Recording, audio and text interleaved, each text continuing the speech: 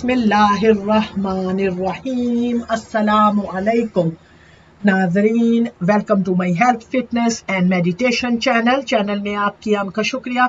नाजरीन, आज मैं आपको डायबिटीज़ के बारे में बताऊंगी। मैं आप सबके साथ डिस्कस करूंगी कि शुगर की बीमारी क्या है और इसे हमें कैसे ट्रीट करना चाहिए। प्लीज़ मेरे इस चैनल को लाइक कीजिएगा, शेयर कीजिएगा और सब्सक्राइब कीजिएगा और ज़रूर बेल नोटिफिकेशन को क्लिक कीजिएगा ताकि आपको सारी अपडेट मिलती रहे। तो आइए शुरू करें।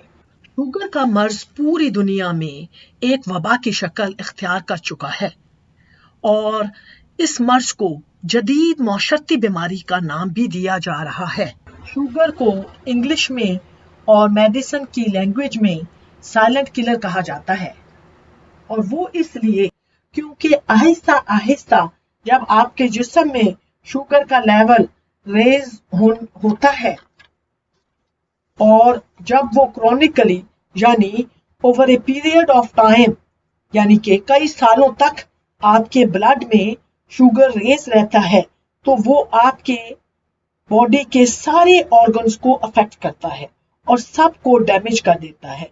ख्वाह इसमें आपका दिल हो, गुर्दे हो, आंखें हो या टांगे।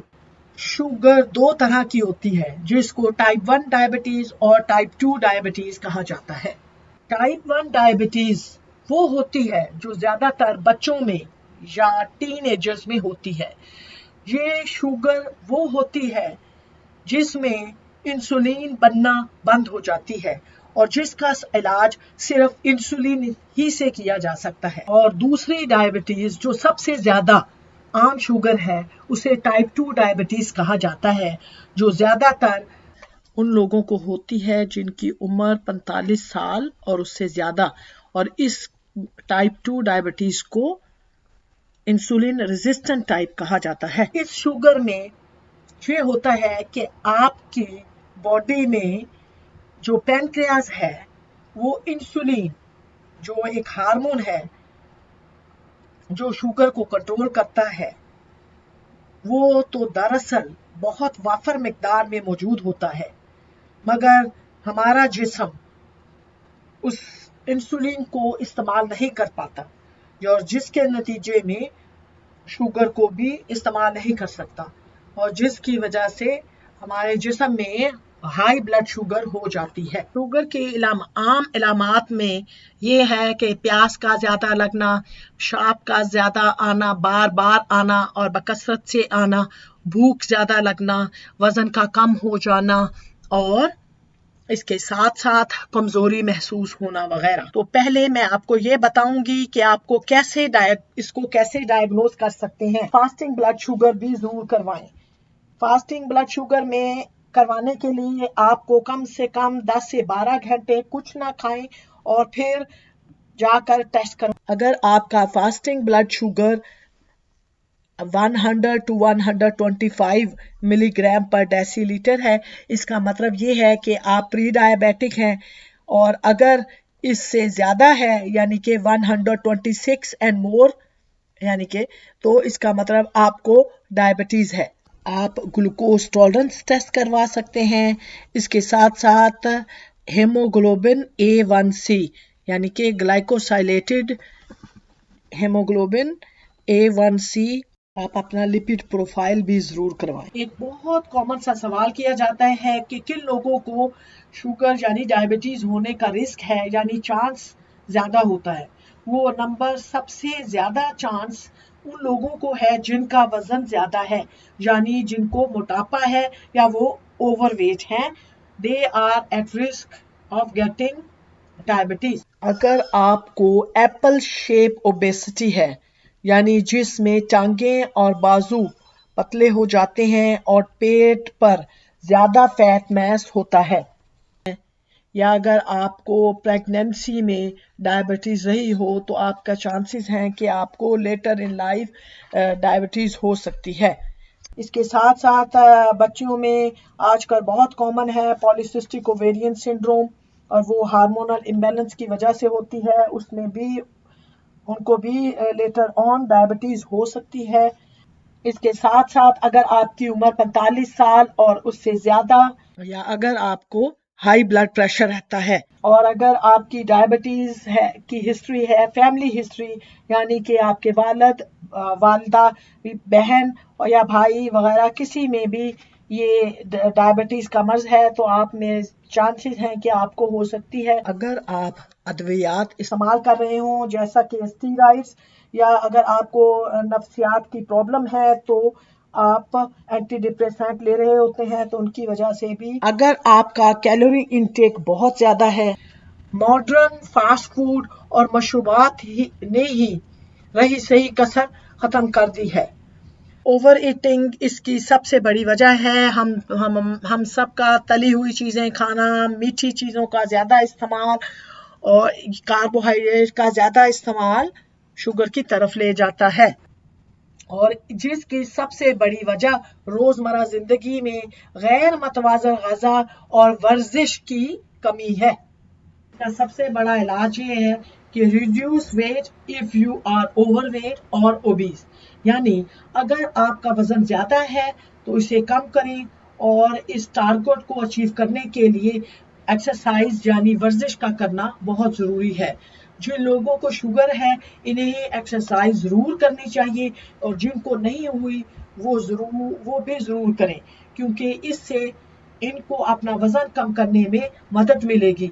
वजन कम होगा तो फिर शुगर कंट्रोल करने में भी मदद मिलेगी, और फिर कोलेस्ट्रॉल भी अच्छा रहेगा, और फिर ब्लड प्रेशर को भी कंट्रोल करने में आसानी होगी, और फिर हमारा दिल को भी तंदुरुस्त रखने के लिए एक्सरसाइज की बहुत निहायत जरूरी है। एक्सरसाइज किसी भी किस्म की हो सकती है, जो भी आप आसानी से कर सकते हैं। इसमें वॉकिंग हो, रनिंग हो, स्विमिंग हो, अगर आपको कोई गेम है जो पसंद हो, यानी बैडमिंटन, टेबल टेनिस, क्रिकेट, किसी भी किस्म की कोई फिजिकल एक्टिविटी एक्सरसाइज यानी वर्जिश के जुमरे में आती है। फॉलो अप करवाना बहुत जरूरी है। शुगर की केयर एक स्पेशलाइज्ड डॉक्टर से जरूर करवानी चाहिए, ताकि आपकी शुगर की निगहदाश्त और केयर भी सही तरीके से हो सके, और आपको शुगर की कॉम्प्लिकेशन से बचाया जा सके। और अगर आपकी कॉम्प्लिकेशन शुरू हो चुकी हैं तो इनको बिगड़ने से भी बचाया जा सकता है। आइए आते हैं हम डायबिटीज की हेल्थ टिप पर। सबसे पहले कि आपको सबको मालूम होगा, जैसे कि मैंने अपनी पिछली वीडियो वाटर हेल्थ बेनिफिट की जो वीडियो थी उसमें मेंशन किया था, जिसका लिंक मैंने नीचे डिस्क्रिप्शन में मेंशन कर दिया। जिन्होंने नहीं वीडियो देखी वो नीचे लिंक में चेक कर सकते हैं। उसमें मैंने ये बताया था कि water is a fat burner, यानी कि इसलिए ये उन लोगों के लिए बहुत अच्छा है जो वजन कम करना चाह रहे हैं, और जो खासकर डायबिटिक पेशेंट्स हैं उनके लिए निहायत मुफीद है। उन्हें चाहिए कि कम अज कम 7 ग्लासेस ऑफ वाटर दिन में जरूर पिएं। इसके साथ साथ पानी का इस्तेमाल कम से कम 1 गिलास पानी खाने से पहले और 1 गिलास इन बिटवीन खाने के दरमियान जरूर पिए। खाने के बाद आपने जो है नहीं पीना, पानी नहीं पीना, क्योंकि उससे वॉमिट हो सकता है।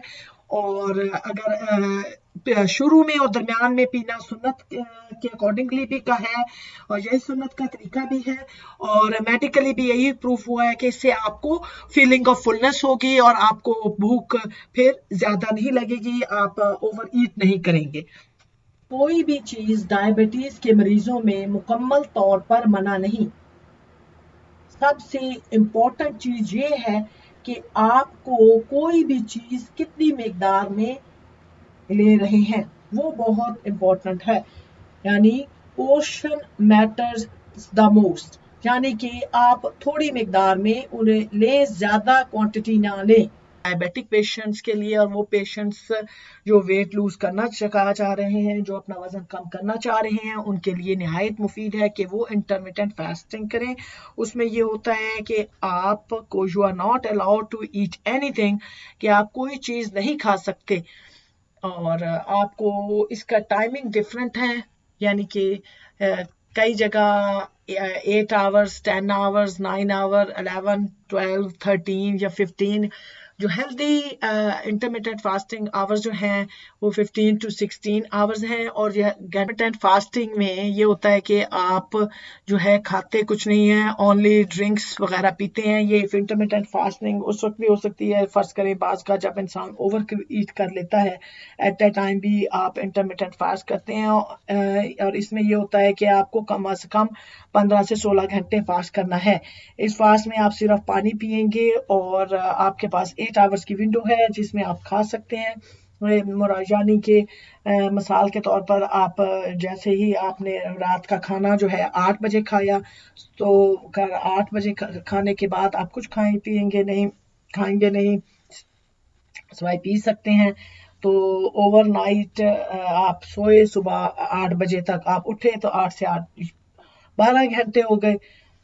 और इससे अब 12 से आपने 12 बजे तक, तो वो भी आपने चाय पी लें, इसकी जगह आप चाय पी सकते हैं, ग्रीन टी पी सकते हैं, ब्लैक टी पी सकते हैं, अनफ्लेवर्ड सोडास, अनफ्लेवर्ड ड्रिंक ले सकते हैं, या आप कोई भी जो डाइट सोडास ले सकते हैं, या 0 कैलोरी ड्रिंक्स आप यूज कर सकते हैं। इसके बाद जो है आप खाएंगे, डिनर जो होगा, जो भी मील खाएंगे, वो उसकी भी डिफरेंट प्रोटोकॉल्स हैं डिपेंडिंग अपॉन योर हेल्थ। आपने अगर उसे थोड़ा सा देखना है, या आपने एक normal healthy plate, healthy choice वाली, यानी कि वेजिटेबल का पोर्शन ज्यादा हो, प्रोटीन भी अच्छी हो का पोर्शन उससे कम, और कार्ब का पोर्शन सबसे कम।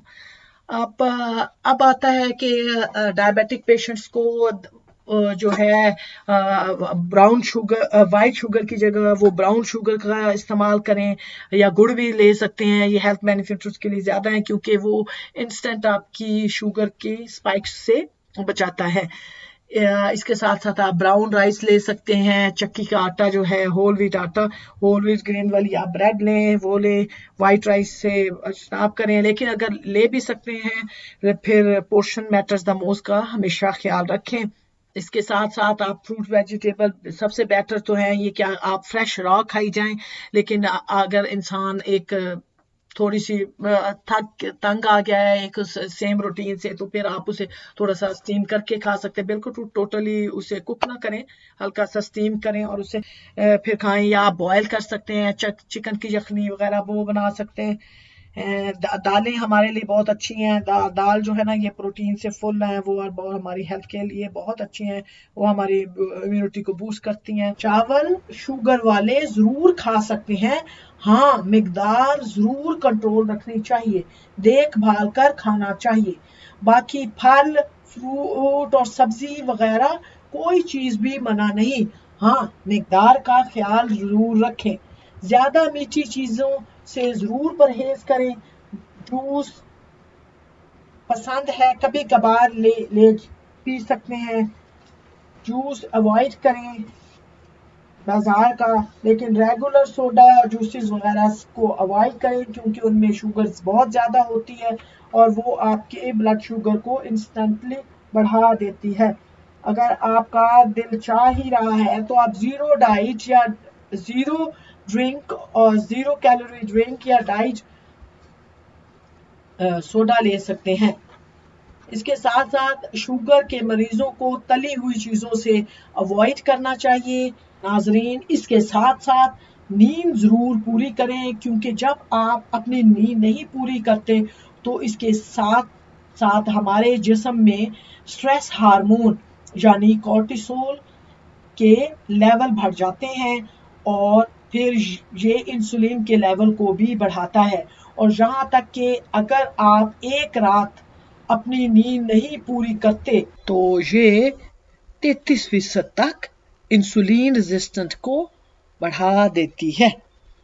सबसे आखिर में आप सबसे गुजारिश है कि आप अपनी बैड हैबिट्स यानी स्मोकिंग अगर आप करते हैं या बहुत ज़्यादा कैफीन कंजम्पशन करते हैं, तो ये सारी चीज़ें वो हैं जो आपकी ब्लड शुगर की रेगुलेशन को डिस्टर्ब करती हैं।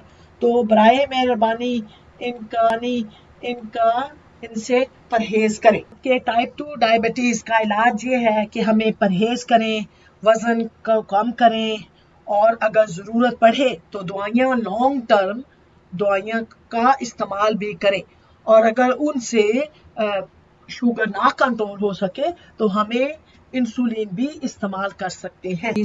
प्लीज़ मेरे चैनल को लाइक कीजिएगा, शेयर कीजिएगा, सब्सक्राइब कीजिएगा और बराए मेहरबानी बेल नोटिफिकेशन को ज़रूर ऑन कीजिएगा, क्लिक कीजिएगा ताकि आपको मेरी तमाम आने वाली नोटिफिकेशन मिलती रहें और आप कोई मेरी वीडियो मिस ना कर सकें।